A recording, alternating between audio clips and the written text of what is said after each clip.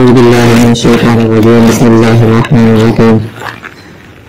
وقفينا على آثارهم بعيسى ابن مريم مصدقا لما بين يديه من التوراة وآتيناه الإنجيل فيه هدى ونور ومصدقا لما بين يديه من التوراة وهدى وموعظة للمتقين وليحكم أهل الإنجيل بما أنزل الله فيه ومن لم يحكم بما أنزل الله فأولئك هم الفاسقون. وأنزلنا إليك الكتاب بالحق مصدقا لما بين يديه من الكتاب ومهيمنا عليه فاحكم بينهم بما أنزل الله ولا تتبع أهواءهم عما جاءك من الحق لكل جعلنا منكم شرعة ومنهاجا ولو شاء الله لجعلكم أمة واحدة ولكن ليبلوكم فيما آتاكم فاستبقوا الخيرات إلى الله مرجعكم جميعا فينبئكم بما كنتم فيه تختلفون. اور ہم نے نبیوں کے پیچھے عیسیٰ ابن مریم کو بھی بھیجا جو کہ تصدیق کرنے والے ہیں اپنے سے آگے کی کتاب تورات کی، اور ہم نے ان کو انجیل دی ہے جس میں ہدایت بھی ہے اور نور بھی ہے، یعنی عقیدے کے مسئلے بھی ہیں، عقیدے سے تعلق جو رکھتے ہیں، آخرت، اللہ کا ایک ہونا، رسالت کا برحق ہونا، جنت اور دوزخ کا موجود ہونا، فرشتے اللہ کی مخلوق ہونا، اور جو فروعات سے تعلق رکھتے ہیں جو انسان اپنے اعضاء سے کرتا ہے ان کے بھی مسائل ہیں، ونور کہ یہ عبادت کس طرح کرنی ہے، معاشرے میں بھائیوں کے ساتھ کیا برتاؤ کرنا ہے، ماں باپ کے ساتھ کیا برتاؤ کرنا ہے، وہ سب بھی مسائل تھے۔ یوشع نے حضرت موسیٰ علیہ السلام کو تذکیہ تھا اور تورات کا، اس میں بھی ہدایت تھی اور نور تھا، اور اسی کے ذریعے سے نبی احکام فیصلہ فرماتے تھے۔ اس کے بعد بنی اسرائیل میں تقریباً 1000 سے زائد، بعض نے کہا کہ 4000 کے قریب انبیاء علیہ السلام آئے۔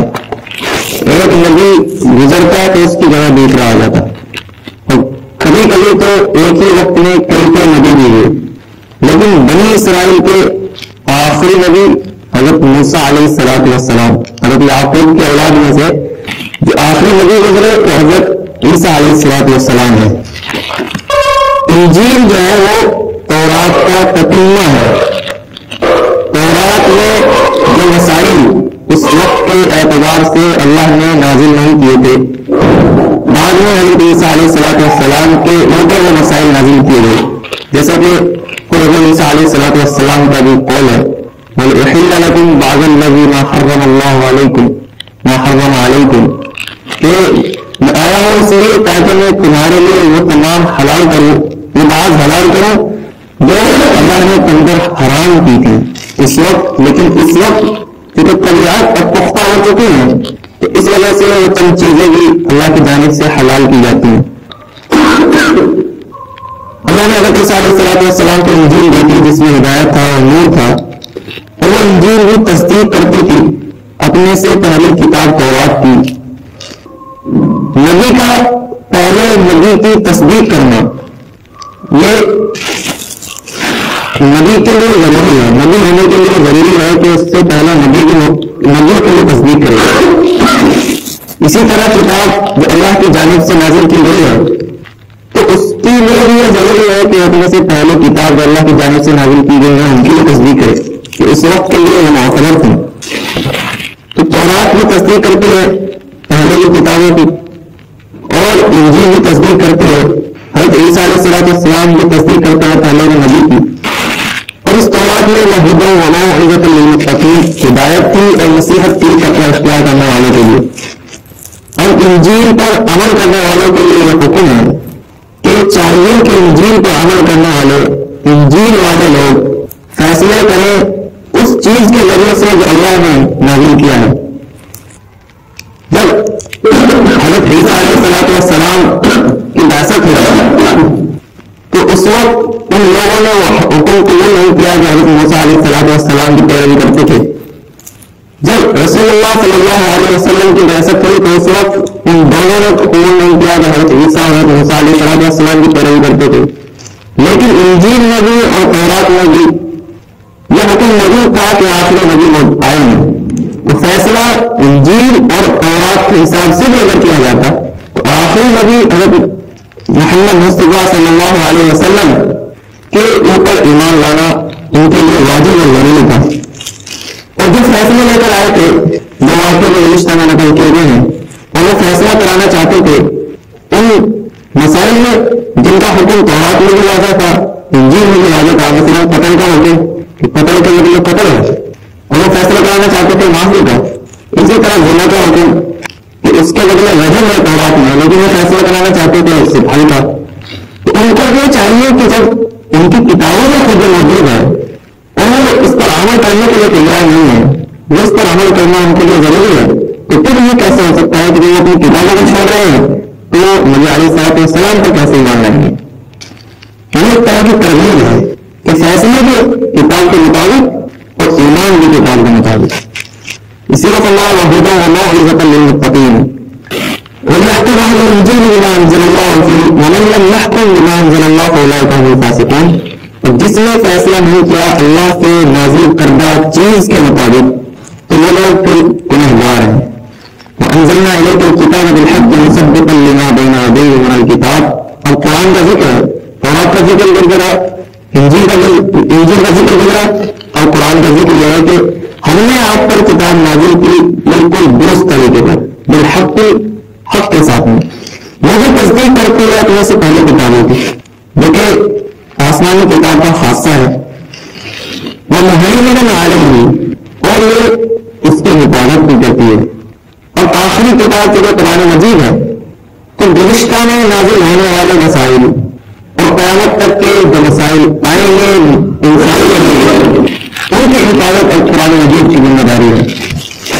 انجیل جو کہ آج کل 4 انجیلوں کے صورت میں موجود ہے، ان کا تو کوئی انجیل ہونے کا دعویٰ نہیں کرتا. یہ تو حضرت عیسیٰ علیہ السلام کے قول ہے، تاریخی واقعات ہیں، انہیں جانا اس میں کیا کیا شامل کر لیا ہے. یہ کتاب حفاظت کرنے والی ہے انجیل کے لیے کہ انجیل حقیقت میں نہیں ہے، یہ بدل چکی ہے، یہ نافذ ہو چکی ہے. یہ تورات میں جو مسائل ہیں ان کے لیے، قرآن والے اس میں جتنے مسائل ہیں ان کے لیے حفاظت کرنے والے ہیں. اور جب آخری تکمہ آ چکا ہے، آخری دستور آ چکا ہے تو پھر فاحکم بینہم بما انزل اللہ. اور فیصلے کو اعتبار سے کیا جائیں گے جو اللہ نے نازل کیا ہے. قاضی کے لیے بھی، جج کے لیے بھی، نہ کسی کے درمیان کوئی شخص فیصلہ کرنا چاہے جس کو حکم بنایا گیا ہو ان دونوں کی جانب سے کہ آپ ہمارے درمیان فیصلہ کریں، تو فیصلہ کس کے مطابق ہوگا؟ رشتے داری کے مطابق نہیں، بلکہ معاشرے کے مطابق، قرآن کے مطابق فیصلہ ہوگا. فاحکم بینہم بما انزل اللہ ولا تتبع اہواءہم. اور آپ ان کی مرضی کی پیروی مت کیجیے کہ وہ کیا چاہتے ہیں. اللہ جاءک من الحق، اس چیز کو چھوڑ کر جو حق آپ کے پاس آ چکا ہے، اب حق کو چھوڑ کر کسی دوسرے چیز پیروی نہیں کی گئی. لیکن جعلنا منکم شرعۃ ومنہاجا، ہر ایک کے لیے ہم نے ایک شریعت رکھی ہے اور ایک طریقہ رکھا ہے. رشتہ میں بھی شریعت موجود تھی اور آخرت میں بھی ایک شریعت موجود تھی قرآن کی صورت میں. اللہ نے الگ الگ شریعتیں کیوں بنائی؟ اگر اللہ چاہتے تو شروع میں کتاب نازل کر دیتے، پھر الگ الگ کتاب، الگ الگ شریعتیں اللہ نے وقت کے مطابق کیوں رکھی؟ اس کا جواب یہ ہے وہ قرآن میں دیا ہے کہ تاکہ اللہ آزمائے، لِيَبْلُوَكُمْ فِيمَا آتَاكُمْ، تاکہ اللہ تمہیں اس میں بھی آزمائے جو تم کو دیا گیا ہے. کہ انسان کا ایک حادثہ ہے کہ جس پر وہ ڈٹ جاتا ہے تو ایک نئی تبدیلی کا قبول نہیں کرتا. جب تورات پر عمل کرنے والے ہیں اور تورات پر عمل کر رہے ہیں تو انجیل آئی تو ایک نئی تبدیلی آ گئی کچھ مسائل میں، اس کو لوگوں نے قبول نہیں کیا. پھر تورات انجیل پر عمل کرنے والے تو قرآن مجید نازل ہوا، ایک نئی تبدیلی آئی قرآن میں تو اس کو بھی قبول نہیں کیا. تو اللہ تعالیٰ انسان کی اس فطرت کو بھی آزما رہے ہیں کہ کیا وہ ایک نئی تبدیلی جو کہ حقیقت کے مطابق ہے اس کو قبول کرتا ہے، اپنے آباء و اجداد باپ دادا کو لے کر چلتا ہے، ان کی پیروی کرنے والا ہے. جیسے کہ آج کل کا یہ رسم چھوڑنا انسان کے لیے بہت مشکل ہوتا ہے. یہ دیکھتا چلا ہے کہ میری ہمارے معاشرے نہیں ہو رہا ہے، بڑی بڑی دولت کرتی ہیں فلاں موقع پر، فلاں موقع پر لگتے ہیں اور بچہ پیدا ہوتا ہے تو ایسے ہوتا ہے.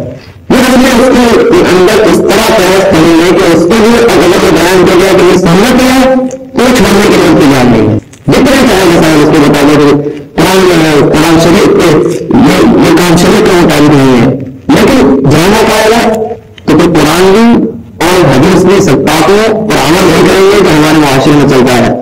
اس وجہ سے اللہ رب العالمین آزمانے کے لیے الگ الگ شریعت نازل فرمائی ہے تاکہ بیٹھے تو صحیح کہتے ہیں اس عادت کے مطابق پر عمل کرتا ہے یا شریعت کے مطابق پر عمل کرتا ہے. آج کے دور میں نہیں چل رہا اور اس وقت اللہ نے آزمایا اللہ نے الگ الگ شریعت رکھی ہے لیکن لہٰذا الگ الگ راستے رکھے ہیں جنت کے لیے.